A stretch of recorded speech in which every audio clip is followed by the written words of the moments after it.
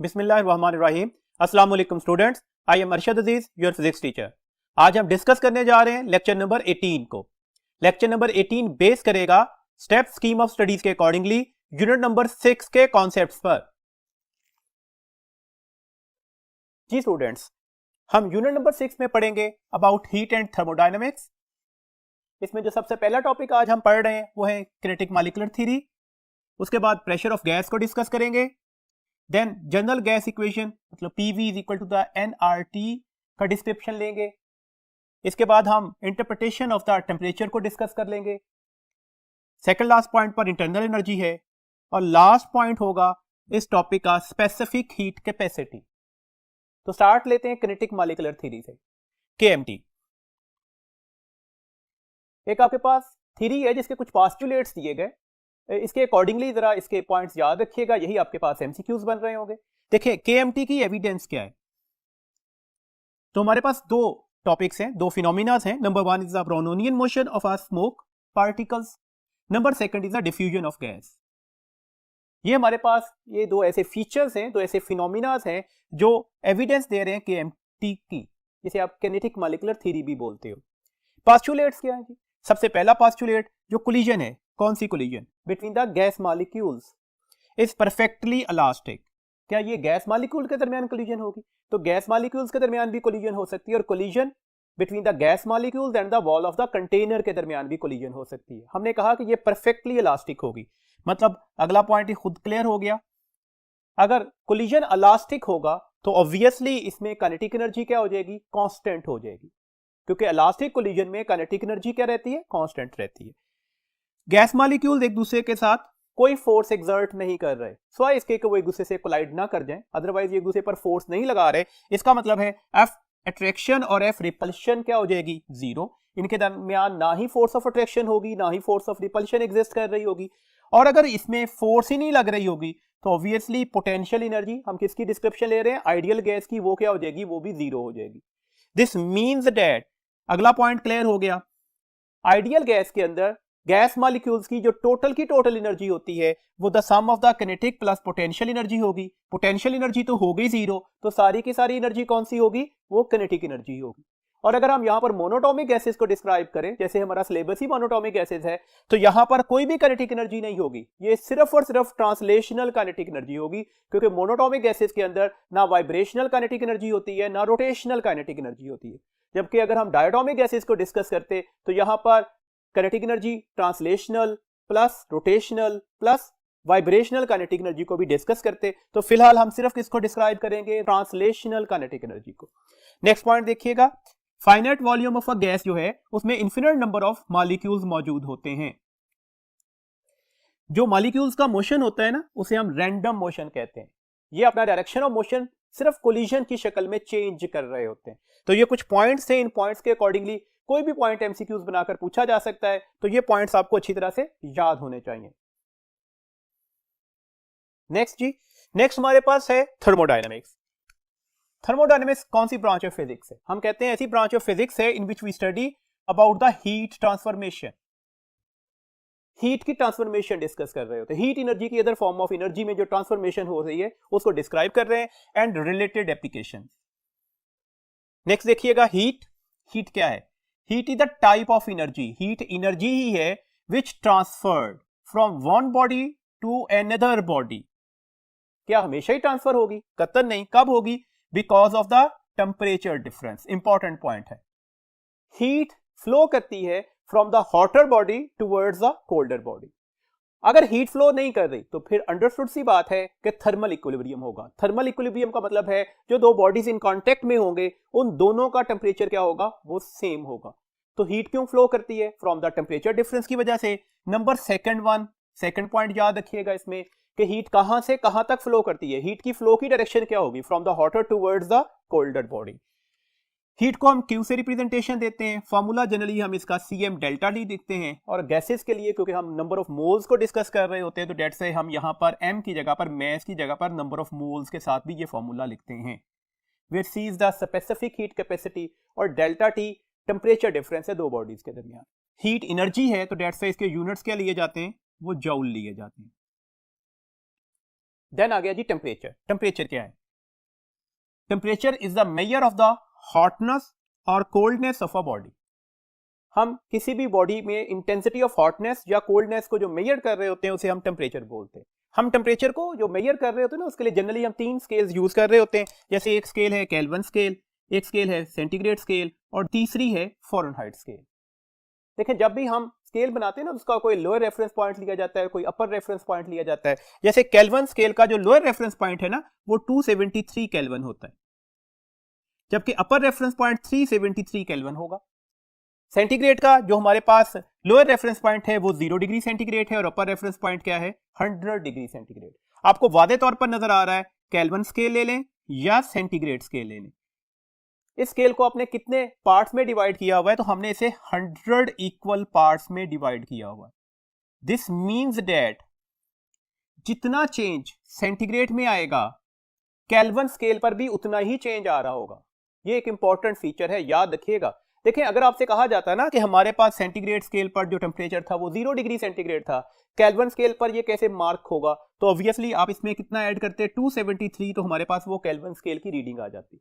लेकिन अगर आपसे ये कहा जाता कि सेंटीग्रेड स्केल में जो चेंज आया है ना वो 15 डिवीजन्स का था, तो केल्विन स्केल में कितना चेंज आएगा? वो भी कितना आएगा? 15 डिवीजन्स ही का होगा। तो ऐसे क्वेश्चन अगर आ जाए तो इसको अच्छी तरह से आपने ध्यान में रखना है और ये पॉइंट एमसीक्यूज के लिए याद रखिएगा। देखिएगा अब अगला पॉइंट पर आते हैं। फ़ारेनहाइट स्केल पर जाइएगा तो इसका जो लोअर फिक्स पॉइंट है वो 32 डिग्री फ़ारेनहाइट होगा और अपर रेफरेंस पॉइंट जो होगा वो 212 डिग्री फ़ारेनहाइट होता है। इसका मतलब है हमने इसे कितने इक्वल पार्ट्स में डिवाइड किया हुआ है? 180 में। दिस मीन्स दैट अगर हम delta C change in the centigrade scale measure करना चाह रहे हैं तो that is equal to the 5/9 into the delta F. जैसे आपसे क्वेश्चन आ जाए कि जो हमारे पास फ़ारेनहाइट स्केल के ऊपर जो चेंज था, लेट्स सपोज ये 45 डिग्री था, आप बता दें सेंटीग्रेड स्केल के ऊपर ये चेंज कितना अपेयर होगा? तो ये कितना अपेयर हो रहा है? आपके पास नजर आ रहा है कि ये 25 डिग्री तक अपेयर हो रहा हो। इसको रिवर्स कर दीजिएगा, डेल्टा एफ किसके बराबर आ जाएगा? 9/5 मल्टीप्लाई बाय डेल्टा सी के। तो इस तरह से यहां से भी एक क्वेश्चन को मार्क किया जा सकता है। एक पॉइंट और याद रखिएगा कि हम इनके आपस में कंपैरिजन भी कर सकते हैं, इनके आपस में कोई इक्वलिटी, कोई रिलेशनशिप भी डिफाइन कर सकते हैं। जैसे temperature of kelvin scale, temperature of centigrade scale और टेम्परेचर ऑफ फ़ारेनहाइट स्केल। मैंने क्या किया? डिवाइड किया नंबर ऑफ डिवीजन से। इसकी डिवीजन 100 थी, इसकी भी डिवीजन 100 थी, इसकी डिवीजन कितनी थी? 180। मैंने डिवाइड कर दिया और ऊपर वाली वैल्यूज में हम माइनस कर रहे हैं इसके जो हमारे पास वैल्यूज होगी लोअर रेफरेंस पॉइंट की। तो देखिएगा फ़ारेनहाइट स्केल में हमारे पास लोअर फिक्स पॉइंट क्या था? 32 डिग्री फ़ारेनहाइट। सेंटीग्रेड में क्या था? 0 डिग्री सेंटीग्रेड। और केल्विन स्केल में क्या था? 273। तो अगर आपके इसमें दरमियान कोई रिलेशन आ जाए, मतलब आपके पास केल्विन स्केल पर कोई टेम्परेचर दिया गया और कहा जाए कि फ़ारेनहाइट में कन्वर्ट कर दें, तो आप इस तरह से इस रिलेशन को यूटिलाइज भी कर सकते हैं। सिमिलरली सेंटीग्रेड से फ़ारेनहाइट, फ़ारेनहाइट से केल्विन, फ़ारेनहाइट से सेंटीग्रेड, तो ये इस रिलेशन को यूज करते हुए आप ये आसानी से कैलकुलेशंस कर सकते हैं। जैसे आपसे अगर क्वेश्चन आ जाए, कॉमन सा क्वेश्चन है, मैट्रिक में बार बार पढ़ते आ रहे हैं कि किस टेम्परेचर के ऊपर सेंटीग्रेड और फ़ारेनहाइट सेम रीडिंग दे रहे होंगे, तो क्या करना होगा? सेम रीडिंग कौन से? Centigrade and Fahrenheit. सेंटीग्रेड की जगह पर आपने x लिख दिया, अननोन था ना, -0 डिवाइडेड बाय 100। इधर b वही वैल्यूज लिखेंगे, सेम वैल्यूज की बात थी ना। अगर डबल ऑफ द वैल्यूज होती तो मैं 2x कर देता, 3 टाइम्स ऑफ द वैल्यूज होती तो 3x कर देता। अब तो सेम वैल्यूज की बात की जा रही थी। -32 ओवर 180 आप क्रॉस मल्टीप्लाई कर दें, 180 इधर जाकर मल्टीप्लाई हो जाएगा, 180x हो जाएगा, 100 इधर जाके मल्टीप्लाई हो जाएगा, 100x माइनस 32 100 हो जाएगा। ये 100x इधर आकर माइनस हुआ तो बाकी कितना बचा? 80x minus 3200। This means that x किसके बराबर आ गया? -40 डिग्री। इसका मतलब है -40 डिग्री के ऊपर सेंटीग्रेड और फ़ारेनहाइट स्केल एक जैसी रीडिंग्स दे रहे होंगे। तो ये हमने कहां से कैलकुलेशन की? इस रिजल्ट से। ये रिजल्ट याद रखिएगा, इसके अकॉर्डिंगली आप इनकी इंटर कन्वर्जेंस को आसानी से डिस्कस कर सकते हैं। जी नेक्स्ट टॉपिक है हमारे पास pressure of a gas. Pressure of a gas को आप डिफाइन कैसे करते हो? प्रेशर ऑफ अ गैस को हम डिफाइन करते हैं, that is the rate of change of momentum per unit area. देखिए स्मॉल p से मैंने मोमेंटम को रिप्रेजेंटेशन दी है, कैपिटल P से हम प्रेशर को रिप्रेजेंटेशन दे रहे हैं। मैंने rate of change of momentum क्यों लिखा? फोर्स पर यूनिट एरिया क्यों नहीं लिखा? देखिए force he rate of change of momentum के बराबर होती है। और उससे पहले हम डिस्कस कर रहे हैं कि फोर्स जो है आइडियल गैस की शक्ल में क्या होती है? जीरो होती है। तो डेट से हमने प्रॉपर्ली यहां पर फोर्स किस वजह से लग रही है? मोमेंटम के चेंज की वजह से। और मोमेंटम का चेंज क्यों आता है? क्योंकि कोलिजन होता है किसका? गैस मॉलिक्यूल्स का with the wall of container. जब ये gas molecules wall of the container पर जाकर हिट करते हैं तो ऑब्वियसली इस कोलिजन की शक्ल में उनमें मोमेंटम में चेंज आ रहा होता है, तो दैट्स व्हाई ये फोर्स एक्सर्ट करते हैं किसके ऊपर? वॉल ऑफ द कंटेनर पर। और ये पर यूनिट एरिया जो फोर्स निकलती है इसी को आप क्या बोलते हो? प्रेशर बोलते हो। तो प्रेशर की वजह क्या है? Change in momentum. वजह, इसकी वजह क्या है? The collision between the gas molecules and the wall of the container. ये पॉइंट्स आपने एमसीक्यूज के लिए याद रखने होंगे। देखिए लेट्स सपोज हमारे पास एक क्यूब है जिसमें हमने बहुत सारे गैस मॉलिक्यूल्स रखे हुए हैं। लेट्स सपोज उसका नंबर n है। हर किसी गैस मॉलिक्यूल का जो मास है वो m है। लेट्स सपोज इसमें से एक गैस मॉलिक्यूल वेलोसिटी v से टुवर्ड्स राइट मूव कर रहा है, तो ये इस फेस ऑफ द क्यूब से कोलाइड करके, हिट करके ऑब्वियसली रिबाउंड कर जाएगा। इलास्टिक कोलिजन था ना। अगर ये रिबाउंड करेगा तो अब इसकी वेलोसिटी क्या हो जाएगी? -v। आपसे क्वेश्चन है कितना चेंज इन मोमेंटम आया, तो कितना मोमेंटम का चेंज आया जी? जीरो नहीं है। इनिशियल मोमेंटम क्या था? mv। फाइनल मोमेंटम क्या था? -mv। इन दोनों का डिफरेंस लेना है तो आंसर क्या आ जाएगा? -2mv। अगर आपसे क्वेश्चन पूछा जाता the time between the two successive collisions कितना होगा, तो ऑब्वियसली दो सक्सेसिव कोलिजन्स के दरमियान टाइम कैसे कैलकुलेट करेंगे? Distance divided by the speed. दो सक्सेसिव कोलिजन्स होने के लिए कितना डिस्टेंस ट्रेवल करना पड़ेगा? ये मॉलिक्यूल यहां से चला, यहां तक का डिस्टेंस ट्रेवल करके आ रहा है। लेट्स सपोज ये डिस्टेंस l है। इस फेज से कोलाइड करने के बाद ये दोबारा इस साइड पर आया और जब तक यहां तक नहीं आता कोई दूसरा कोलिजन नहीं हो रहा, तो दैट्स व्हाई दो सक्सेसिव कोलिजन के लिए फासला कितना हुआ? l + l2l divided by speed. तो ये इसकी वैल्यूज आ गई। ये फार्मूलाज आपने एमसीक्यूज के लिए याद रखने होंगे। नंबर ऑफ कोलिजन्स पर सेकंड, आप इसे फ्रीक्वेंसी भी बोल सकते हो। किसकी फ्रीक्वेंसी? कोलिजन की फ्रीक्वेंसी। ये 1/t के बराबर हो जाएगा, तो दैट्स व्हाई ये v/2l निकल आएगा। डेंसिटी ऑफ गैस मॉलिक्यूल्स क्या होगी? डेंसिटी का फॉर्मूला मैस ओवर वॉल्यूम। कौन सा मैस लेंगे? Total mass divided by total volume. Total mass क्या होगा? किसी एक गैस मॉलिक्यूल का mass multiply by the number of gas molecules, तो nm divided by volume. Cube का वॉल्यूम क्या होगा? अगर इसकी लेंथ l थी तो obviously l3। Pressure of a gas का जो हमने पहला फॉर्मूला ड्राइव किया वो था P = 1/3 रो v²। अब देखें ये v² के साथ ना हमने ये पेरेंथेसिस यूज की हैं। इसका मतलब हमारे पास मीन होता है, एवरेज वैल्यूज होती है। तो आप इसको v² की कौन सी वैल्यूज ले रहे हैं? Average values. अभी डिस्कस करते हैं इसे, इसके अलावा क्या बोलते हैं और ये कैलकुलेट कैसे करते हैं। इसको क्या आप ऐसे भी लिख सकते हो? 2/3 हाफ रो v²। बात तो एक ही है ना, एक्सप्रेशन में तो कोई चेंज नहीं आया। और half rho v², chapter number 6 part 1 क्या कहते थे? हाफ रो v² का मतलब क्या था? That is the kinetic energy per unit volume. तो दैट से आप इसे कह सकते हो प्रेशर किसके बराबर आएगा? 2/3 kinetic energy per unit volume के। तो दैट से इसके अकॉर्डिंगली भी जरा बातें याद रखिएगा।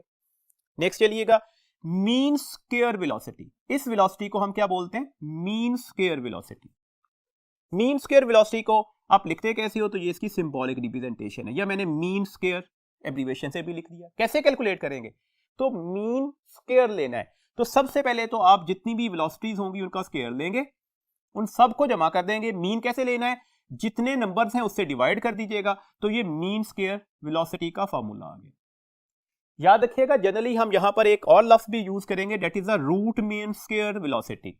रूट मीन स्क्वायर, इसके लिए आप VRMS लिखते हो। इसकी वैल्यूज क्या होगी? तो सेम यही फॉर्मूला, मीन स्क्वायर आया ना, एक्स्ट्रा क्या किया? रूट लिया, तो आप इस सारी क्वांटिटी का साथ में क्या ले लेंगे? रूट भी ले लेंगे। देखिए ना, लेट्स सपोज आपसे कहा जाए कि आपके पास 3 गैस मॉलिक्यूल्स हैं। एक की स्पीड 3 मीटर पर सेकंड है, दूसरे की 4 मीटर पर सेकंड है, तीसरे की 5 मीटर पर सेकंड है। आप बता दें उसकी मीन स्क्वायर स्पीड क्या होगी? मीन स्क्वायर स्पीड क्या होगी? तो मीन स्क्वायर वेलोसिटी या मीन स्क्वायर स्पीड कैसे लेनी है? तो कैसे लेनी है? इसका स्क्वायर 9 प्लस इसका स्क्वायर 16 प्लस इसका स्क्वायर 25 डिवाइडेड बाय कितने मॉलिक्यूल से? 1 2 एंड 3। तो ये 3 से डिवाइड कर दी, तो ये आपके पास इसकी वैल्यूज निकल आएगी। दिस मीन्स दैट ये क्या हो गया? 16 प्लस 9 कितने हो गए? 25 प्लस 25 तो कितने हो गए जी? 50/3 अंडर रूट, सॉरी 50/3। और अगर आपसे कहा जाता RMS लें, रूट मीन स्क्वायर स्पीड लें, तो फिर हम क्या करते? अब हमारे पास जो आंसर आया इसका साथ में रूट भी लेना था, तो डेट्स ये इसका आंसर आ जाता। तो इस तरह से क्वेश्चंस पेपर में आए हुए हैं, तो डेट्स इन क्वेश्चन पर फोकस कीजिएगा। ये कोई ज्यादा मुश्किल क्वेश्चन नहीं है, बहुत आसानी से आप कैलकुलेशंस कर लेंगे ऐसे क्वेश्चंस की। देखिए प्रेशर का फॉर्मूला, इसको फर्दर सिंप्लीफाई करते हैं तो ये हमारे पास बनता है P is equal to the 2/3 n, number of molecules हैं, divided by volume half mv square, और इसकी हमने मीन वैल्यूज ली। 2/3 n/v को आप n0 लिख सकते हो। n0 क्या हुआ? The number of molecules per unit volume, और ये हमारे पास क्या आ गई? काइनेटिक एनर्जी, और इसकी कौन सी वैल्यूज ली? मैंने कहा ये पैरेंथेसिस एवरेज या मीन को रिप्रेजेंटेशन दे रही है। हम इस लेक्चर के स्टार्ट में पढ़ा है कि हम मोनोटोमिक गैसेस को डिस्कस करेंगे, और मोनोटोमिक गैसेस के लिए वाइब्रेशनल या रोटेशनल काइनेटिक एनर्जीज नहीं होती, तो ये कौन सी एनर्जी होगी? ये ट्रांसलेशनल काइनेटिक एनर्जी होगी। इसका मतलब हुआ हम कहना क्या चाह रहे हैं, प्रेशर जो है वो काइनेटिक एनर्जी के डायरेक्टली प्रोपोर्शनल नहीं है। Pressure is directly proportional to the mean translational kinetic energy. ये हमारे पास इसका एक्सप्रेशन आ गया। देखिए यहां पर ट्रांसलेशनल काइनेटिक एनर्जी किसके बराबर होगी? तो ये फैक्टर इसी तरह से आएगा ना, ये 3 इधर मल्टीप्लाई होगा 3p, और ये हमारे पास बाकी फैक्टर्स क्या हो जाएंगे? डिवाइड हो जाएंगे। ये हमारे पास जो n है वो इधर आकर डिवाइड हो जाएगा। तो डेट्स व्हाई हमारे पास मीन ट्रांसलेशनल काइनेटिक एनर्जी का फैक्टर क्या आ गया? That is the 3 pressure volume divided by 2n। और अगर हमें average kinetic energy of gas लेनी होती, गैस की, ये किसी एक मॉलिक्यूल की ट्रांसलेशनल काइनेटिक एनर्जी थी, और अगर हमें गैस की ट्रांसलेशनल काइनेटिक एनर्जी लेनी होती तो फिर ये n का फैक्टर भी जाकर इधर क्या करना चाहिए था? मल्टीप्लाई होना चाहिए था। तो डेट्स व्हाई यहां पर ये क्या निकल आएगा? ये 3p वॉल्यूम डिवाइडेड बाय 2 निकल आएगा एक्सप्रेशन। तो ये एक्सप्रेशंस आपने याद रखनी होंगे यहां पर। इसके बाद आगे चलिएगा, मैंने अभी बोला प्रेशर डायरेक्टली प्रोपोर्शनल होता है मीन ट्रांसलेशनल काइनेटिक एनर्जी के। प्रेशर जो होगा वो डायरेक्टली प्रोपोर्शनल होगा, यहां से आपको एक्सप्रेशन नजर आ रहा है, मीन स्क्वायर स्पीड के। Pressure under root directly proportional होगा रूट मीन स्क्वायर स्पीड के। देखिए simple is that. Kinetic energy translational को डबल कर दें तो प्रेशर भी क्या हो जाएगा? डबल हो जाएगा। कहने का मतलब है इन दोनों की रेशियो आपस में क्या निकलती है? वो इक्वल ही निकलती है। आप मीन स्क्वायर स्पीड को डबल कर दें, मीन स्क्वायर स्पीड का लफ्ज बोला है, तो प्रेशर पर क्या फर्क पड़ेगा? ये भी डबल हो चुका होगा, क्योंकि हमारे पास इन दोनों की रेशियो भी क्या है? वो सेम निकलेगी, बिकॉज इन दोनों के दरमियान कौन सा रिजल्ट है? वो डायरेक्ट रिजल्ट है। तो डेट से आप इसे ऐसे ही लिखेंगे जी। लेकिन अगर आपसे कहा जाता अब आरएमएस स्पीड को डबल कर दें तो प्रेशर पर क्या फर्क पड़ेगा? तो अब हमारे पास रिजल्ट ये है। इसका मतलब है RMS speed of the molecule number 1 divided by the RMS speed of the molecule number 2, ये बराबर होगी pressure of the molecule number 1 divided by the pressure of molecule number 2 whole square root के। तो अब आपको यहां पर स्क्वायर रूट भी लेना होगा। तो इसके अकॉर्डिंगली अपनी बातों को जरा ध्यान में रखिएगा, तो यहां से हम आसानी से अपने बाकी सारे क्वेश्चंस जो पेपर में आएंगे सॉल्व कर सकते हैं। नेक्स्ट जी, इंटरप्रिटेशन ऑफ टेम्परेचर। देखो हमारे पास जनरल गैस लॉ क्या है? Pressure into volume is equal to the nRT, where n क्या है? Number of moles. कैसे लिखा जाता है? Capital N over Na, where Na क्या है? मतलब है एवोगाड्रोस नंबर, ये उसकी वैल्यूज है, आप सबको पता है 6.023 10⁻23 मॉलिक्यूल्स पर मोल। n कैपिटल N से हम टोटल नंबर ऑफ मॉलिक्यूल्स को रिप्रेजेंटेशन दे रहे हैं। R क्या है? ये हमारे पास जनरल गैस कांस्टेंट है, इसको कैसे लिखा जाता है? 8.314 जूल पर मोल पर केल्विन। अगर आप इस इक्वेशन पर फोकस कर रहे हैं तो ये टेम्परेचर जरा का डिवाइड हो जाएगा, n और कांस्टेंट है, तो आप इसे ऐसे भी लिख सकते थे P1V1 divided by T1 is equal to the P2V2 divided by T2। मतलब आपको एटलीस्ट 2 स्टेट वेरिएबल्स का पता होना चाहिए, अब थर्ड स्टेट वेरिएबल्स को आसानी से कैलकुलेट कर लेंगे अकॉर्डिंग टू दैट रिलेशन। आप इस फॉर्मूला को ऐसे भी लिख सकते हो। अब n की जगह पर मैंने n की वैल्यूज यहां पर रिप्लेस कर दी, that is n over Na। देखें यहां पर एक और हमारे पास कांस्टेंट बनेगा, अगर R ओवर Na का फैक्टर लेते हैं तो ये किसके बराबर होता है? बोल्ट्जमैन कांस्टेंट के, दैट इज द K। तो इसका मतलब है R इसके अलावा कैसे लिखा जाएगा? KNA। ये एमसीक्यूज पेपर में आ भी चुका है, तो डेट्स ये सारे फार्मूलाज जो हम डिस्कस करते जा रहे हैं ना, ये आपने अच्छी तरह से याद रखने हैं। इसके रिलेटेड जो मैथमेटिकल क्वेश्चंस हैं वो लेक्चर के एंड पर हम डिस्कस भी करते हैं।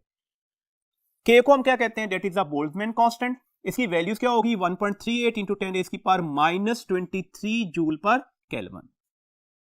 इसका मतलब हुआ हमारे पास ये रिजल्ट अब कैसे लिखा जा सकता है? देखिए एक तो फॉर्मूला आपके पास पीवी का ये बन गया, एक फॉर्मूला अभी हम लास्ट टॉपिक में पढ़ते आ रहे हैं जिसमें हमने प्रेशर पढ़ा था 2n divided by 3 volume half mv square.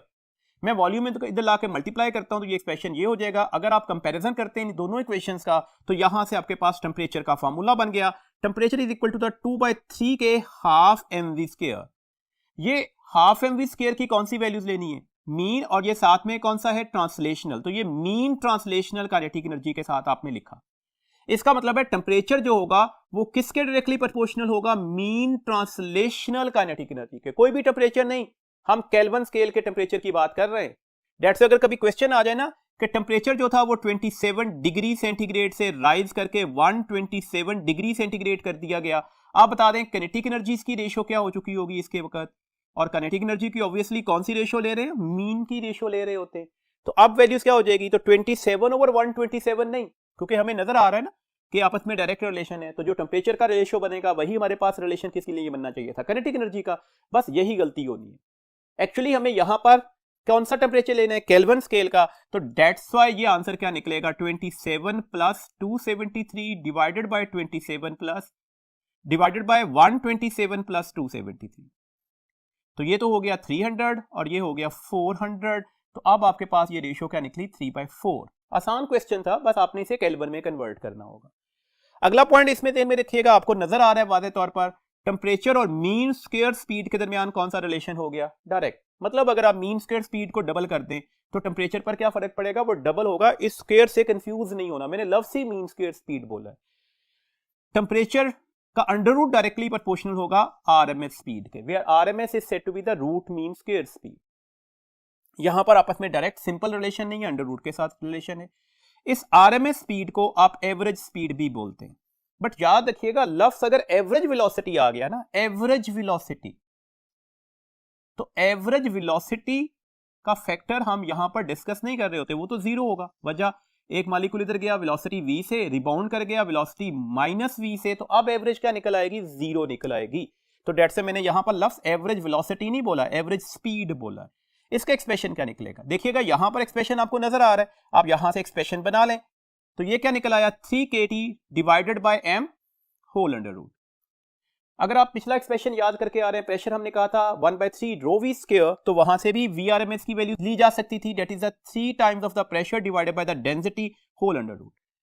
अगर आप यहां पर K की वैल्यूज लगा दें तो ये फॉर्मूला हमारी बुक में लिखा नहीं हुआ, लेकिन आपने ये याद रखना है, 3RT/m होगा। T टेम्परेचर है केल्विन स्केल का, R अभी हमने बोला यूनिवर्सल गैस कांस्टेंट है, और capital M stand for the molar mass. और इसके साथ आपने इसका अंडर रूट भी लेना है। तो ये आपके पास VRMS के 3 डिफरेंट फार्मूलाज निकले। मैं वंस अगेन बार बार बोल रहा हूं कि आपको ये सारे फार्मूलाज याद होने चाहिए। इन फार्मूलाज के सिंपल क्वेश्चन आए हुए हैं कि आरएमएस स्पीड का बता दे फार्मूला कौन सा होगा, एवरेज स्पीड का फार्मूला कौन सा होगा, तो वो आपको बातें याद रहनी चाहिए। देखिए एक बात डिस्कस भी कर लेते हैं। Let's suppose oxygen and hydrogen gases are at same temperature. ये हम एक एमसीक्यूज को डिस्कस कर रहे हैं। कीवर्ड क्या आ गया? सेम टेम्परेचर पर है। The ratio of the translational kinetic energy, और कौन सी काइनेटिक एनर्जी है? Mean translational kinetic energy of oxygen molecule to the hydrogen molecule क्या होगी? देखो आपको वादे तौर पर नजर आ रहा है, ट्रांसलेशनल काइनेटिक एनर्जी सिर्फ डिपेंड ही किस पर कर रही है? टेम्परेचर पर, इसके अलावा तो किसी चीज पर डिपेंड नहीं कर रही। अगर टेम्परेचर ही सेम था तो इसका मतलब क्या हुआ? Mean translational kinetic energy of the oxygen molecule divided by the mean translational kinetic energy of the hydrogen molecule should be taken as the 1:1। ये 1:1 ही के बराबर निकलेगी, क्योंकि मीन ट्रांसलेशनल काइनेटिक एनर्जी सिर्फ एक चीज पर डिपेंड कर रही है, और वो टेम्परेचर पर।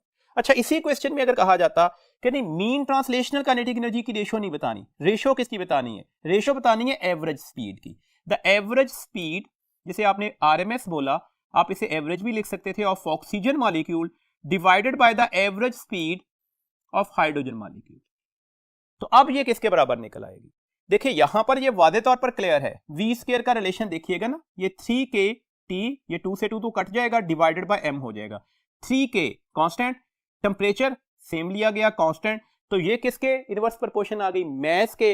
और अगर v लेते तो मैस के साथ अंडर रूट भी ले लेते। तो इसका मतलब हुआ अब हमारे पास ये रिलेशन कैसे लिखा जाएगा? ये लिखा जाएगा mass of the hydrogen molecule divided by the mass of oxygen molecules whole under root। तो आप इनके मैसेज लिखकर उसको डिवाइड कीजिएगा, और उसके साथ क्या करना होगा? अंडर रूट लेना होगा। तो आपके पास ये एक्सप्रेशन भी ड्राइव हो सकता है। तो ये पॉइंट्स आपने अच्छी तरह से अपने जहन में रखने होंगे। जी, प्रेशर वाले फॉर्मूला से हम गैस लॉज को भी ड्राइव कर सकते हैं। जैसे हमारे पास पहला लॉ है बॉयल्स लॉ।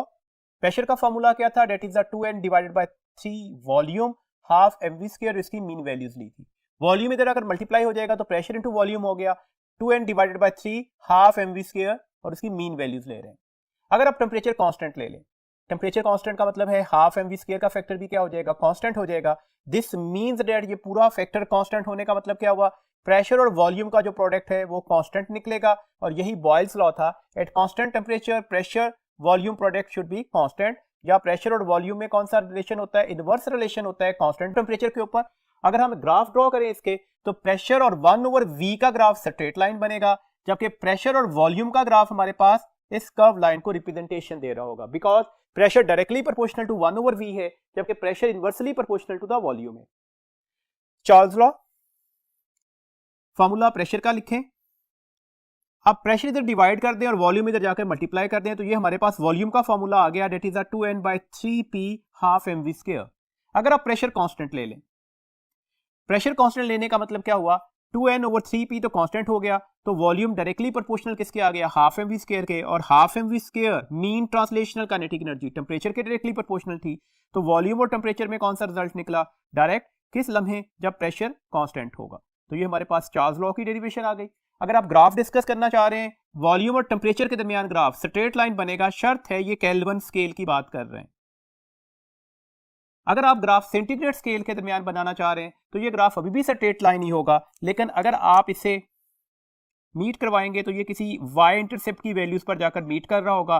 दैट्स वाई इसे फर्दर एक्सटेंड करने से ये एग्जैक्टली -273 डिग्री सेंटीग्रेड पर एक्स एक्सिस पर आकर मिलेगा। तो ये ग्राफ हमारे पास वॉल्यूम और सेंटीग्रेड टेम्परेचर के दरमियान ड्राइव किया गया। नेक्स्ट कॉन्सेप्ट देखिएगा जी, इंटरनल एनर्जी का। इंटरनल एनर्जी क्या है? किसी भी गैस मॉलिक्यूल्स में जो उनकी तमाम की तमाम एनर्जीज होती हैं उन्हें हम क्या कहते हैं? इंटरनल एनर्जीज हैं। और तमाम की तमाम एनर्जीज का मतलब है आप सम लेते हो किनेटिक एनर्जी का और पोटेंशियल एनर्जीज का। कौन कौन सी किनेटिक एनर्जीज हो सकती हैं? ट्रांसलेशनल, वाइब्रेशनल और रोटेशनल। हम डिस्कस करते आ रहे हैं मोनोटॉमिक गैसेस के अंदर वाइब्रेशनल और रोटेशनल काइनेटिक एनर्जीज नहीं होती, ऑलमोस्ट जीरो ली जाती हैं, जबकि डायटोमिक गैसेस का केस एक डिफरेंट होगा। तो डेट्स है सिर्फ हम कौन सी डिस्कशन करेंगे? Translational kinetic energy. Potential energy, elastic potential energy हो सकती है, इलेक्ट्रिक पोटेंशियल एनर्जी हो सकती है, ग्रेविटेशनल पोटेंशियल एनर्जी हो सकती है। कोई स्प्रिंग लाइक बाउंड नहीं बन रहा मोनोटॉमिक गैसेस के अंदर, तो ये तो जीरो हो गई। इलेक्ट्रिक मॉलिक्यूल पर कोई चार्ज नहीं है तो इलेक्ट्रिक पोटेंशियल एनर्जी की वैल्यूज भी क्या हो गई? जीरो। और हमने कहा था कि ये दो मॉलिक्यूल्स आपस में एक दूसरे पर फोर्स एक्सर्ट नहीं करते, तो ग्रेविटेशनल पोटेंशियल एनर्जी भी क्या होगी? जीरो। इसका मतलब है जो इंटरनल एनर्जी है वो सिर्फ किसके बराबर निकलेगी? That is a translational mean kinetic energy के बराबर। एक्चुअली याद रखिएगा इंटरनल एनर्जी एक स्टेट फंक्शन है। जब एक स्टेट फंक्शन है तो हमें यहां पर इसकी एब्सोल्यूट की बजाय चेंज इन इंटरनल एनर्जीज की वैल्यूज को प्रेफर करना पड़ेगा। This means that change in internal energy किसके बराबर निकलेगी? ट्रांसलेशनल काइनेटिक एनर्जी के। और काइनेटिक एनर्जी की कौन सी वैल्यूज ले रहे हैं? मीन वैल्यूज ले रहे हैं। और अभी हम पढ़ रहे हैं कि ये किसके डायरेक्टली प्रोपोर्शनल होगी? टेम्परेचर के। This means that internal energy में चेंज लाने के लिए टेम्परेचर में चेंज लाना पड़ेगा। और आप सबको अच्छी तरह से पता है टेम्परेचर में चेंज दो जगहों से आ सकता है। या तो आप किसी भी सिस्टम के अंदर हीट एंटर कर दें तो टेम्परेचर में ऑब्वियसली चेंज आएगा, या फिर क्या करें? या फिर आप वर्क डन परफॉर्म करें तो उस सूरत में भी टेम्परेचर चेंज हो जाता है। जैसे आप रब करते हैं अपने हाथों को तो वर्क डन कर रहे होते हैं ना, और ये work done against the friction हो रहा है, तो ऐसा इसमें भी टेम्परेचर क्या कर जाता है? राइज कर जाता है। टेम्परेचर राइज होने का मतलब है इंटरनल एनर्जी में चेंज आया होगा। इंपॉर्टेंट फीचर्स है ये, आपने दोनों पॉइंट्स याद रखने। अब एक और इंपॉर्टेंट पॉइंट आ गया, इसका मतलब हुआ टेम्परेचर अगर कांस्टेंट हो गया तो इंटरनल एनर्जी क्या हो जाएगी? कांस्टेंट। तो डेट से इंटरनल एनर्जी का चेंज क्या हो जाएगा? जीरो। जैसे फॉर एग्जांपल आपसे कहा जाए कि ये पीवी डायग्राम है और ये हमारे पास कब ड्रॉ किया गया? जब टेम्परेचर कांस्टेंट था। अब बता दें इस सिचुएशंस के ऊपर इंटरनल एनर्जी का चेंज क्या होगा? तो इंटरनल एनर्जी का चेंज नहीं निकलेगा। अगर टेम्परेचर कांस्टेंट ना भी बताया जाता तो आपको नजर आ रहा है कि ये बॉयल्स लॉ का ग्राफ बना हुआ है, बिकॉज बॉयल्स लॉ के अकॉर्डिंगली प्रेशर और वॉल्यूम में इनवर्स रिलेशन होता है। और बॉयल्स लॉ कब होल्ड करता है? जब टेम्परेचर कांस्टेंट होगा। तो डेट से इंटरनल एनर्जी का चेंज क्या हो जाएगा? जीरो, जबकि इंटरनल एनर्जी क्या हो जाएगी? कांस्टेंट।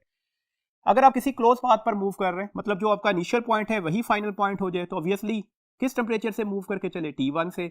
और फाइनल टेम्परेचर क्या हो गया? वो भी T1। तो यहां पर भी हमारे पास टेम्परेचर क्या रहेगा? कांस्टेंट ही रहेगा। तो दैट्स व्हाई इस पॉइंट के ऊपर भी हमारे पास चेंज इन इंटरनल एनर्जी क्या होगी? वो जीरो ही होगी। तो इसका मतलब है टेम्परेचर कांस्टेंट हो या आप मूव कर रहे हैं अलोंग द क्लोज पाथ, दोनों सूरतों में इंटरनल एनर्जी का चेंज किसके बराबर आता है? जीरो की के बराबर आता है। लेट्स सपोज एक और पॉइंट डिस्कस करते हैं कि आप पॉइंट 1 से पॉइंट 2 तक जा रहे हैं। इसके लिए आपने 3 पाथ फॉलोड किए, ये पाथ नंबर 1 है, ये पाथ नंबर 2 है और ये पाथ नंबर 3 है। आपको नजर आ रहा है सारे के सारे पाथ डिफरेंट्स हैं। देखिए यहां पर हमारे पास स्टेट वेरिएबल्स क्या थे? P1 V1 T1। यहां पर स्टेट वेरिएबल्स क्या हैं? P2 V2 and T2। तो आप देख लें कि इन तीनों पास में इनिशियल और फाइनल पॉइंट्स क्या थे? सेम थे। तो डेट्स है जितना टेम्परेचर का चेंज पाथ नंबर 1 पर आएगा उतना ही टेम्परेचर का चेंज पाथ नंबर 2 पर आएगा, उतना ही टेम्परेचर का चेंज पाथ नंबर 3 पर आना चाहिए। This means that the change in internal energy followed by the path number 1 should be equal to the change in internal energy followed by the path number 2 should be equal to the change in internal energy followed by the path number 3। तो इसका मतलब clear हो गया कि internal energy जो है वो path followed पर डिपेंड नहीं करती। वो किस पर डिपेंड करती है? सिर्फ और सिर्फ इनिशियल और फाइनल पॉइंट्स के ऊपर। यही प्रॉपर्टीज अगर आपको याद है तो चैप्टर नंबर 4 में आप ग्रेविटेशनल पोटेंशियल एनर्जी के लिए पढ़कर आए थे। तो that's why delta U is similar to the gravitational potential energy. अब ये दोनों पॉइंट्स याद रखिएगा। डेल्टा यू किसके सिमिलर होगा? किस जैसा होगा? ग्रेविटेशनल पोटेंशियल एनर्जी जैसा। Delta U change in internal energy किस पर डिपेंड करता है? इनिशियल और फाइनल पॉइंट पर। किस पर डिपेंड नहीं करता? पाथ फॉलोड पर डिपेंड नहीं कर रहा होता। नेक्स्ट हमारे पास आ गया जी first law of thermodynamics. Actually first law of thermodynamics है जो है वो manifestation of law of conservation of energy है।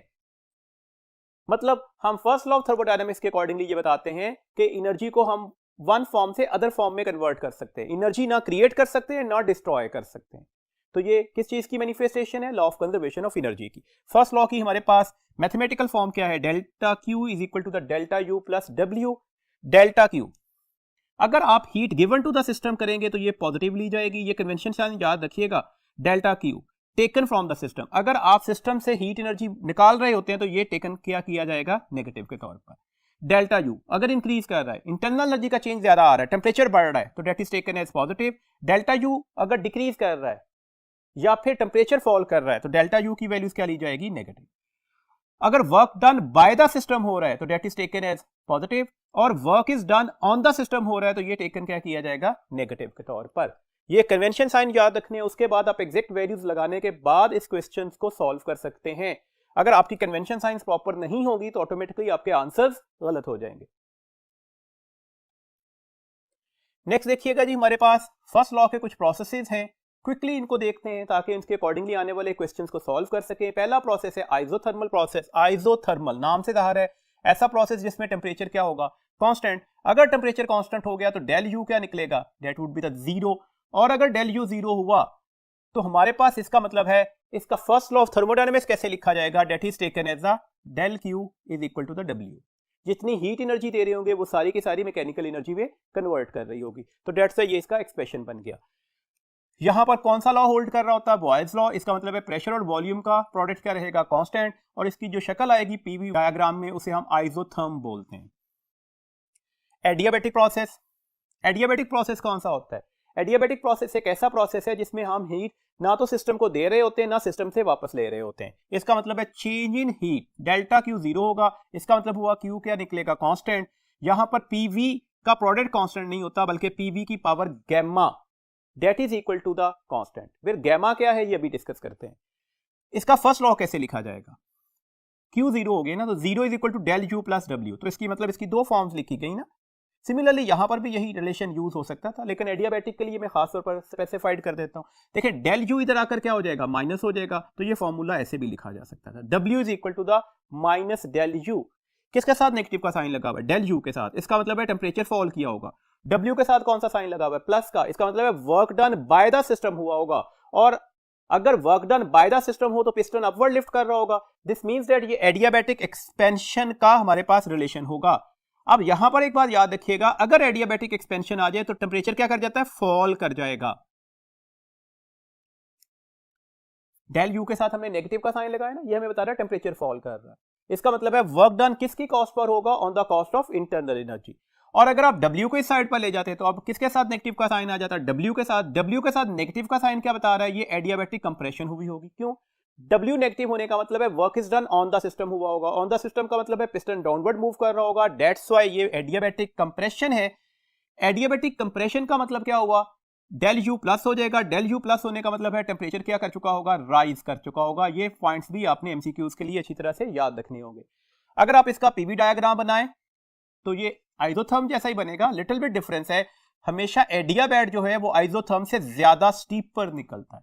इसका मतलब है आइसोथर्म लेस स्टीपर होगा as compare to the adiabat. That's why ये डॉटेड लाइन से मैंने आइसोथर्म को और ये सॉलिड लाइन से मैंने एडियाबैट को रिप्रेजेंटेशन दी है। इसका थर्ड प्रोसेस है आइसोकोरिक। आइसोकोरिक प्रोसेस का मतलब होता है वॉल्यूम कांस्टेंट होगा, वॉल्यूम कांस्टेंट हो गया तो वर्क डन क्या हो जाएगा, जीरो। तो फर्स्ट लॉ कैसे लिखा गया, delta Q is equal to the del U plus W का फैक्टर क्या था, वो जीरो हो गया, तो डेट्स ये फर्स्ट लॉ का फॉर्म आ गया। अगर आप इसका पीवी डायग्राम देखें तो ये इसका पीवी डायग्राम बन रहा होगा, इसे आप आइसोकोर बोलते हैं। और ये आपको नजर आ रहा है कि ये एक ऐसी लाइन है जो parallel to the pressure axis है। आइसोबैरिक प्रोसेस कौन सा प्रोसेस होगा, जिसमें प्रेशर कांस्टेंट होगा। According to the first law अब डेल क्यू किसके बराबर लिखा जाएगा, डेल यू प्लस डब्ल्यू के। देखिए ना, कांस्टेंट प्रेशर है तो वर्क डन तो जरूर हो जाएगा।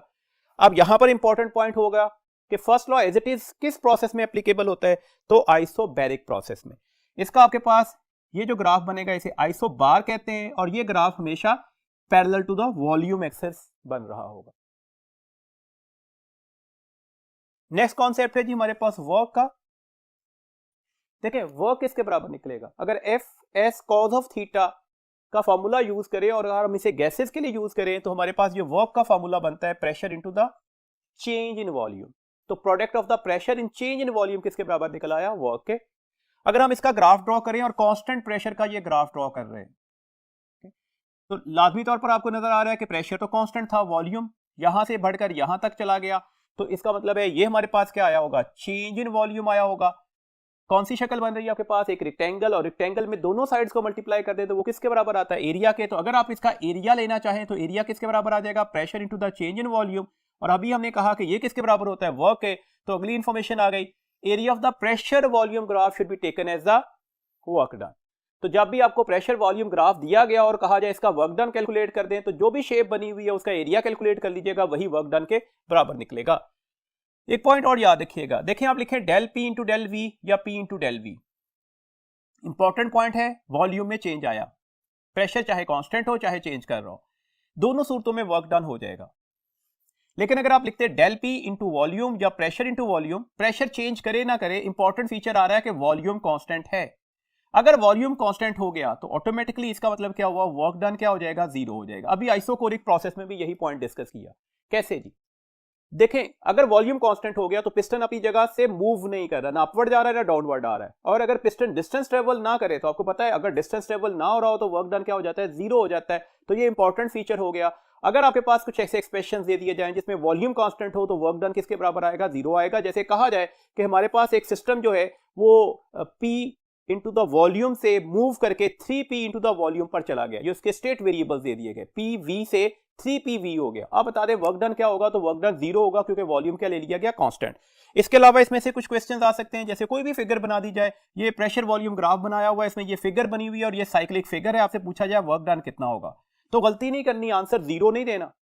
साइक्लिक प्रोसेस में इंटरनल एनर्जी का चेंज जीरो होता है, हमने वर्क डन के लिए ऐसी कोई बात नहीं की। तो वर्क डन कैलकुलेट करेंगे, कौन सी शेप बनी हुई है हमारे पास, एक रेक्टेंगल, आप इसका एरिया ले लीजिएगा। ये साइड कितनी है, that is the 3V minus the V, यही लेंथ होगी। ये साइड कितनी है, तो 2P माइनस द P, तो आंसर क्या निकल आएगा, 2PV। तो ये आपके पास इसका वर्क डन निकल आएगा। सिमिलरली अगर सारे प्रोसेसेस को हम एक ही जगह पर रिप्रेजेंट कर दें, ये आइसोबार है, आइसोथर्म है, एडियाबैट है, मोर स्टीपर से एडियाबैट दिखा दिया, और ये आइसोको है। अब अगर मैं यहां पर एक ही जगह पर इन सब का एरिया ले लूं तो आपको नजर आ रहा है कि सबसे बड़ा एरिया किस जगह पर निकल रहा है, तो आइसोबार में। दिस मींस डेट आपसे कभी क्वेश्चन आ जाए कि किस प्रोसेस में सबसे ज्यादा वर्क डन होता है, तो कौन सा प्रोसेस है, आइसोबार। इससे कम वर्क किस में होगा, आइसोथर्म में। इससे कम वर्क किस में होगा, एडियाबैट में। देखे ना एरिया और छोटा बन गया। और सबसे लेस वर्क किस में होगा, आइसोकोर में। और वर्क डन होगा कितना, जीरो, क्योंकि वॉल्यूम क्या हो गया था, कांस्टेंट हो गया था। नेक्स्ट टॉपिक हमारे पास है जी मोलर स्पेसिफिक हीट। अब मोलर स्पेसिफिक हीट को हम कैसे लिखेंगे, Q is equal to the NC delta T।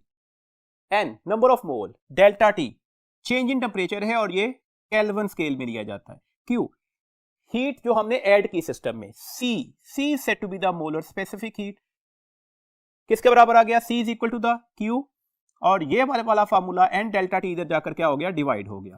That's why इसके यूनिट्स क्या हो जाएंगे, जूल पर मोल पर केल्विन। डेफिनेशन क्या हो जाएगी, देखिए यूनिट वैल्यूज लगा देना। अगर लेट्स सपोज आप n को 1 मोल ले लें, तो चेंज इन टेम्परेचर को आप 1 केल्विन ले लें, तो आपको नजर आ रहा है C किसके बराबर आ जाएगा, Q के। तो यही इसकी डेफिनेशन है। Actually molar specific heat is the heat, कौन सी heat, require to raise the temperature of a 1 mole of a given mass of a gas through 1 kelvin temperature. तो ये डेफिनेशन याद रखिएगा आपके पास।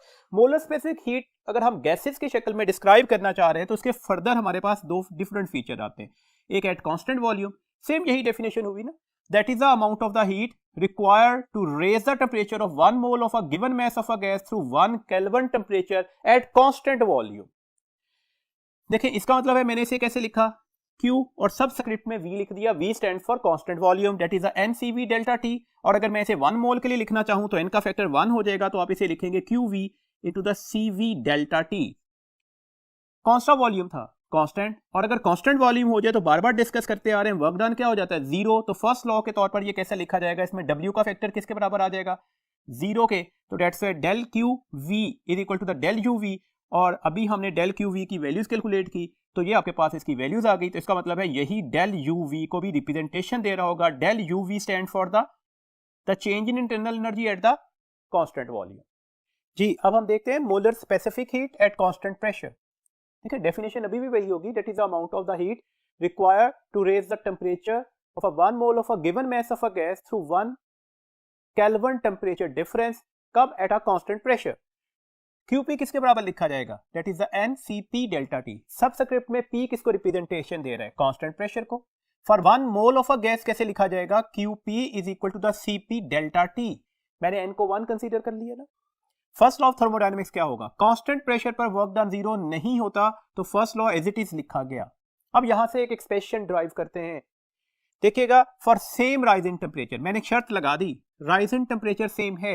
अगर राइज इन टेम्परेचर सेम है तो ऑब्वियसली इंटरनल एनर्जी का चेंज भी क्या निकलेगा, सेम ही निकलेगा ना, बिकॉज इंटरनल एनर्जी का चेंज किसने तय करना होता है, चेंज इन टेम्परेचर ने। जब चेंज इन टेम्परेचर सेम आ रहा है तो इंटरनल एनर्जी का चेंज भी क्या आएगा, सेम आएगा, for constant pressure and for the constant volume.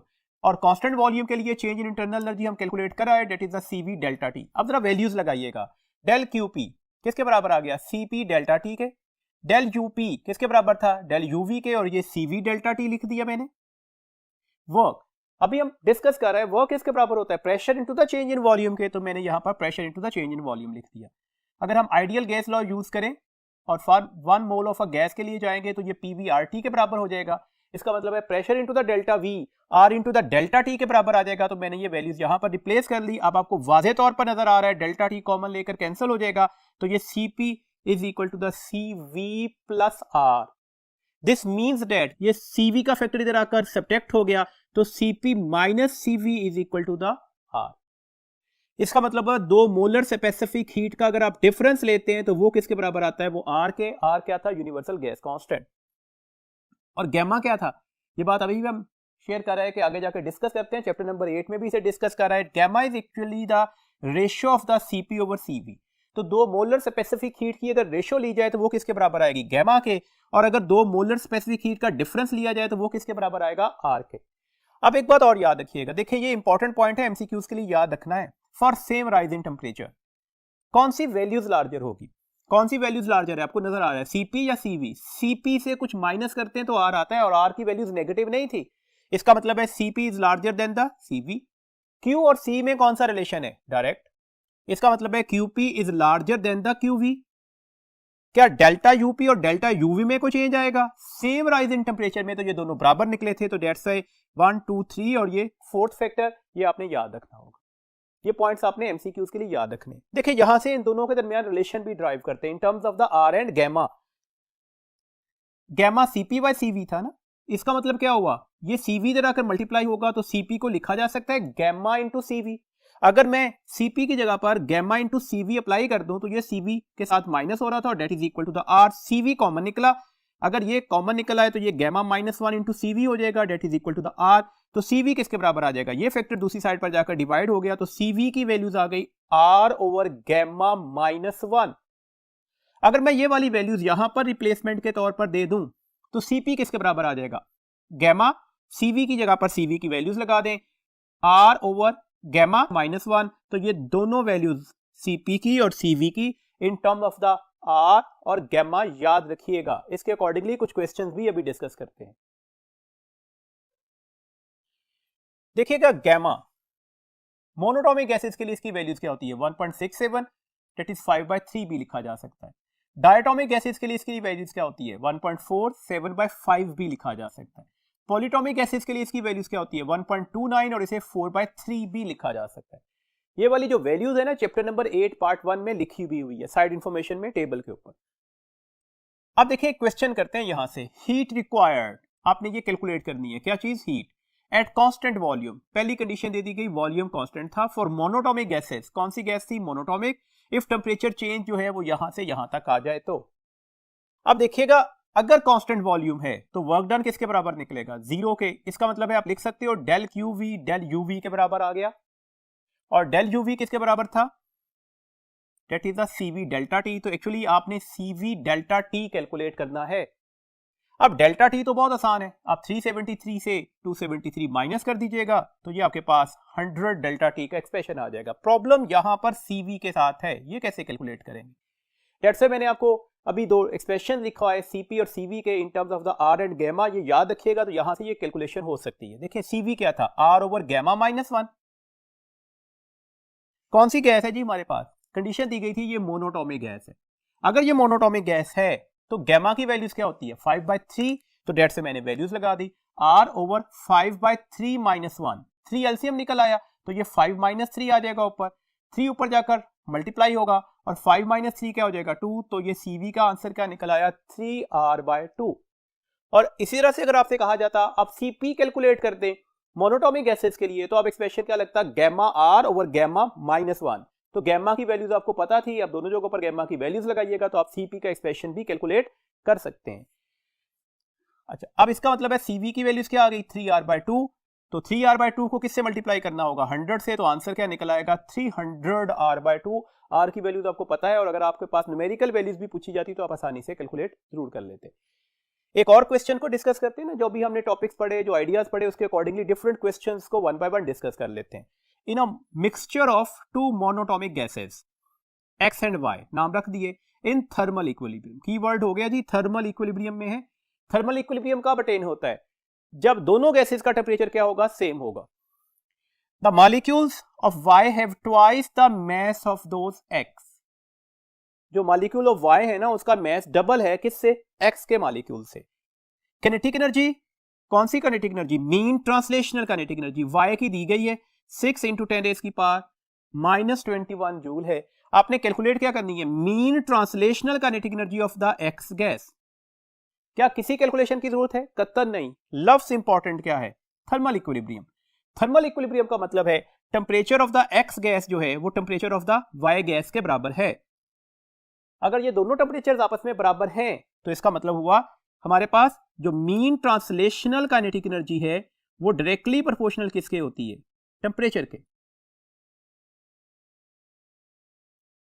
This means that जो mean translational kinetic energy Y की होगी वही मीन ट्रांसलेशनल काइनेटिक एनर्जी किसकी निकलनी चाहिए, X की निकलनी चाहिए, क्योंकि ये रेशो जो बनेगी वो 1:1 ही बनेगी ना। तो दैट्स व्हाई थर्मल इक्विलिब्रियम आपको लीड कर रहा है कि इसका आंसर भी क्या निकलेगा, 6 × 10⁻⁻21 जूल। तो कौन सी ऑप्शन ठीक होगी जी, चार्ली।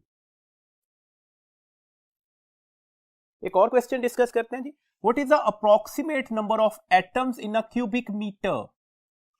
नंबर ऑफ एटम्स नहीं कैलकुलेट करने, number of atoms in a cubic metre calculate करने हैं of an ideal monatomic gas at temperature of 27 degree centigrade and this one is the pressure.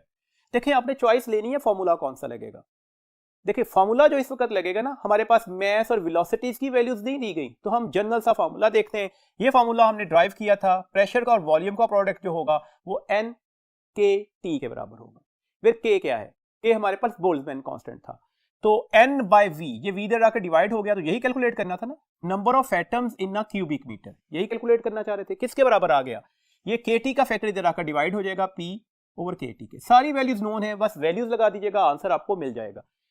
Pressure की values दी गई 1 × 10⁵, के की values 1.38 × 10⁻³ joule पर kelvin, ये आपको अच्छी तरह से पता है इसकी वैल्यूज का, मल्टीप्लाई बाय 300 क्या है टेम्परेचर, कैसे जी, वो तो 27 डिग्री सेंटीग्रेड था, तो आपको पता है आपको टेम्परेचर को केल्विन स्केल में लेना होता है, 27 को आप किस में ऐड कर देंगे 273 से, तो आंसर 300 केल्विन निकल आएगा।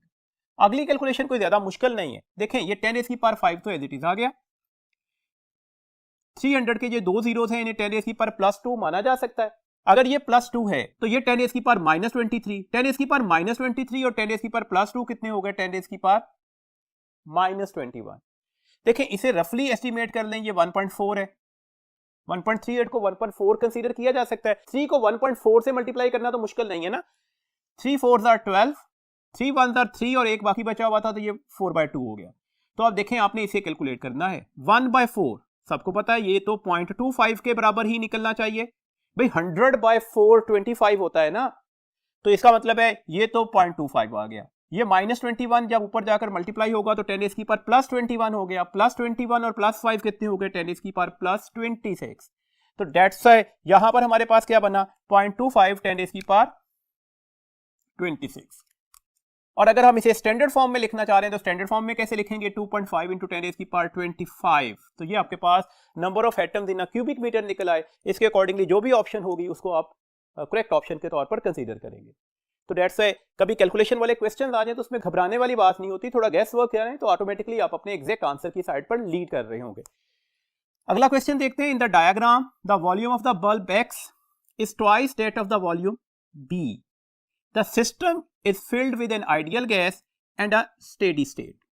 Keyword हो गया steady state. Is established with a bulb held at 200 Kelvin and the 400 Kelvin. There are n number of moles in gas X. तो आपने number of moles in gas Y calculate करने हैं।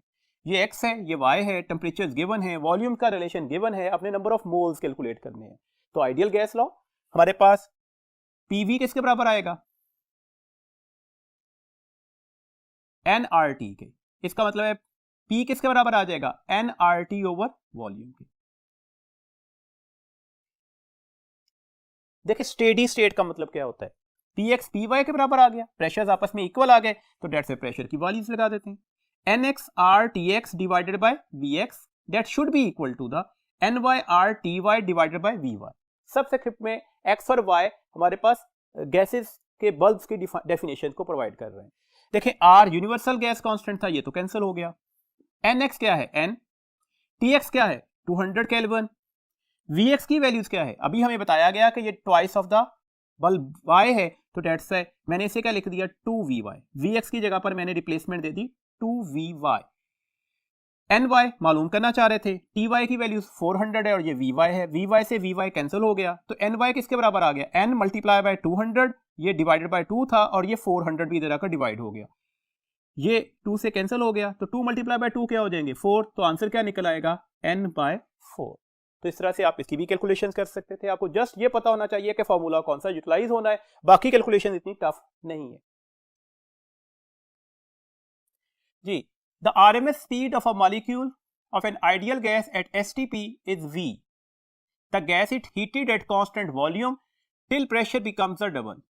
Condition दे दी कि pressure double हो गया, The final RMS speed is, देखिए आपको पता है प्रेशर और एवरेज स्पीड या RMS स्पीड के दरमियान रिलेशन क्या है, pressure under root is directly proportional to the VRMS। This means that P1 over P2 किसके बराबर आएगा V1 ओवर V2 के, और प्रेशर वाली साइड पर अंडर रूट भी लेना होगा। ये प्रेशर P था, बाद में हमने क्या कर दिया 2 टाइम्स कर दिया, इस पर स्पीड V है, इस जगह पर स्पीड कैलकुलेट करना चाह रहे थे, तो ये प्रेशर से तो प्रेशर कैंसिल हो गया, तो ये क्या निकल आया 1/2 अंडर रूट, भाई 1 का अंडर रूट भी ले तो 1 ही रहेगा ना, तो ये V/V2 हो गया, क्रॉस मल्टीप्लाई कर दीजिएगा, V2 किसके बराबर आ जाएगा अंडर रूट 2 इंटू V, तो ये आपके पास इसका एक्सप्रेशन निकल आया, तो इसके अकॉर्डिंगली हमारी एग्जैक्ट ऑप्शन क्या होगी under root 2 into V। Next question देखिएगा, the specific heat for an ideal gas for an isothermal processes. Isothermal process के लिए स्पेसिफिक हीट की वैल्यूज क्या होगी आइडियल गैस के लिए। देखिए स्पेसिफिक हीट कहते किसे हैं, C is equal to the Q over N delta T। Isothermal कौन सा प्रोसेस होता है? आइसोथर्मल प्रोसेस वो होता है जिसमें टेम्परेचर कांस्टेंट हो जाता है। अगर टेम्परेचर कांस्टेंट हो गया इसका मतलब है डेल टी किसके बराबर आ जाएगा? जीरो के। क्लियर हो गया जी? तो चेंज इन टेम्परेचर जीरो हो गया, तो डेट से यहां पर जो मर्जी एक्सप्रेशन हो divided by zero, something by zero किसके बराबर आता है? तो डेट इज द इंफिनिटी। तो बेस्ट ऑप्शन हमारे पास क्या हो गई? बीटा। जी अब कुछ पास पेपर एमसीक्यूज को डिस्कस कर लेते हैं। हमारे पास पहला एमसीक्यूज है, molecule of a gas at constant pressure for a fixed amount of a guys have a translational kinetic energy is x, increasing the temperature from 27 degree centigrade to 327 degree centigrade, translational mean kinetic energy of molecule will become। अब ये आपने calculate करनी है। देखिए translational mean kinetic energy जो है वो directly proportional होती है टेम्परेचर के। इसका मतलब हुआ आप ये कह रहे हैं कि translational kinetic energy case number 1 translational kinetic energy of case number 2, और ऑब्वियसली हम इसकी मीन वैल्यूज तो ले ही रहे हैं, that is equal to the T1 over T2। देखिए T1 27 डिग्री सेंटीग्रेड नहीं है, आपने केल्विन में लेके चलना है, तो T1 कितना निकलेगा? डेट इज द 300 केल्विन, 273 इसमें ऐड करेंगे ना। T2 327 डिग्री सेंटीग्रेड नहीं है, T2 में भी 273 ऐड करेंगे तो ये निकल आएगा 600 केल्विन। इसका मतलब हुआ ये आंसर क्या आ गया? 1/2। अब देखें kinetic energy of the case number 1 को क्या कहा गया? x। The mean translational kinetic energy of the case number 2 calculate करना चाह रहे थे, ये 1/2 है। तो क्या आंसर आ जाएगा? क्रॉस मल्टीप्लाई कर दीजिएगा, तो अब काइनेटिक एनर्जी क्या हो जाएगी? That is the 2 times of x। तो करेक्ट ऑप्शन हमारे पास कौन सी हो गई? डेल्टा। नेक्स्ट क्वेश्चन देखिएगा, the sum of all forms of molecular energies, इसमें कौन कौन सी शामिल है? Kinetic and potential of a substance is termed as. इसे कैसे टर्म करते हैं, इसे कौन सी बात से डिफाइन करते हैं? That is the internal energy. Option beta है इलास्टिक एनर्जी, ऑप्शन चार्ली है हीट एनर्जी, ऑप्शन डेल्टा है एब्सोल्यूट एनर्जी। तो ऑब्वियसली जब भी हम ऑल फॉर्म ऑफ एनर्जी को जमा करते हैं तो उससे जो हमें मिलती है उसे क्या कहते हैं? उसे हम इंटरनल एनर्जी बोलते हैं। तो करेक्ट ऑप्शन हमारे पास कौन सी हो गई? अल्फा।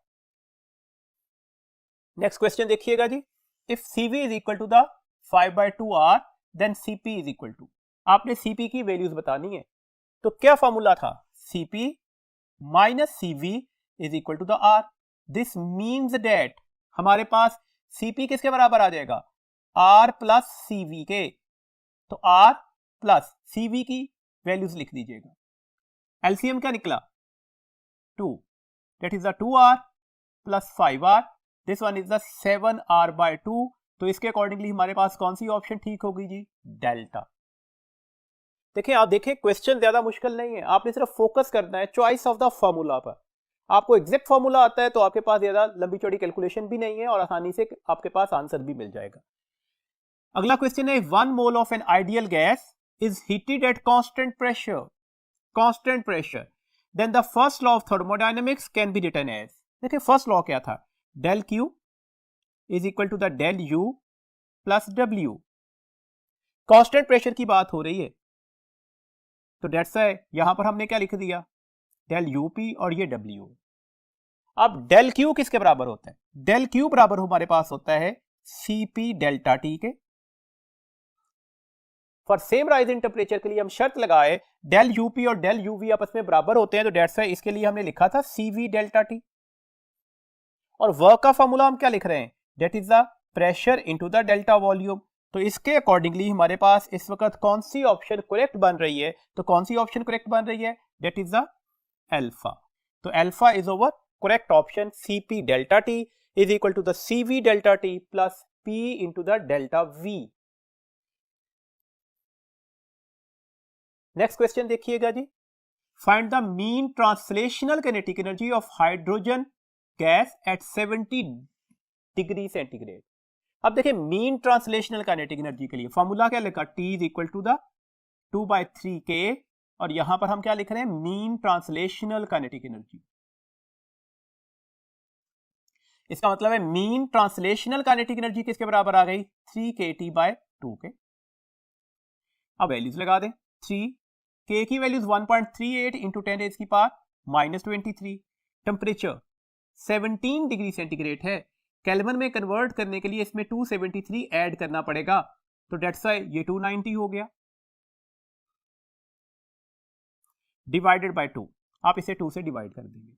अब देखिएगा यहां पर मैं अगर इसको इस वैल्यू से ऑपरेट करता हूं तो ये 145 बन रहा है, और अगर हम 145 को 3 से मल्टीप्लाई करते हैं तो अब हमारे पास आंसर क्या आएगा? 3 5 आर 15, 3 4 आर 12 और एक बाकी बचा हुआ था 3 13, 3 1 आर 3 और एक बाकी बचा हुआ था, तो 435 multiply by 1.38 multiply by 10 raise की पावर -21 जूल। क्या इसे लिखा जा सकता है 4.35 इंटू 1.38? ठीक है ना, मैंने इसे 4.35 कर दिया, 100 से डिवाइड कर दिया। इक्वेशन को बैलेंस करने के लिए 100 से क्या करना पड़ेगा, हमें यहां पर मल्टीप्लाई भी करना पड़ेगा। सॉरी, यहां पर 23 था ना, तो अगर मैं इसे 100 से मल्टीप्लाई कर दूंगा तो आंसर 10 रेज़ की पावर -21 निकल आएगा। अब अगर ये आंसर निकल आया, अब देखिए रफली कैलकुलेशंस कर लेते हैं ना, मैं इसे 4.4 कंसीडर कर लेता हूं, इसे 1.4 कंसीडर कर लेता हूं। देखिए क्वेश्चंस में ना हमारे पास दो बहुत नियर अबाउट ऑप्शंस आ रही हैं, इसलिए हम जरा थोड़ी फर्दर कैलकुलेशंस भी करेंगे। मैं 4.4 को 1.4 से मल्टीप्लाई करता हूं, 4 4 आर 16, 4 4 आर 16 और एक 17, 1 4 आर 4 और 1 4 आर 4, 6 7 4 11 2 और ये क्या हो गया 6, 1 और 2, दो डेसिमल पॉइंट्स के बाद डेसिमल लगेगा, तो आंसर आ गया 6.16 इंटू 10 रेज़ की पावर -21 जूल। अब आंसर क्या होगा, 6.21 इंटू 10 रेज़ की पावर -21 जूल या 6 इंटू 10 रेज़ की पावर -21 जूल? तो देखिएगा हमने यहां पर आंसर पहले से लार्जर को सपोजिशन में लिया है, 4.35 की जगह 4.4 लिया, 1.38 की जगह 1.4 लिया, तो आंसर इससे स्मॉलर निकलेगा, इससे लार्जर तो नहीं हो सकता ना। तो इससे स्मॉलर आंसर के मुताबिक हमारे पास करेक्ट ऑप्शन कौन सी होगी, डेल्टा। तो इसका आंसर हमारे पास करेक्ट माना जाएगा डेल्टा। तो ये हमारे पास इसके कुछ पास्ट पेपर्स के एमसीक्यूज थे। अभी आज डिस्कस होने वाले तमाम फार्मूलाज को, तमाम कॉन्सेप्ट्स को, तमाम पॉइंट्स को अच्छी तरह से याद रखिएगा और इनकी प्रैक्टिस के लिए स्टेप प्रैक्टिस शीट को जरूर डिस्कस कीजिएगा। अपना बहुत ख्याल रखिएगा। अल्लाह हाफिज।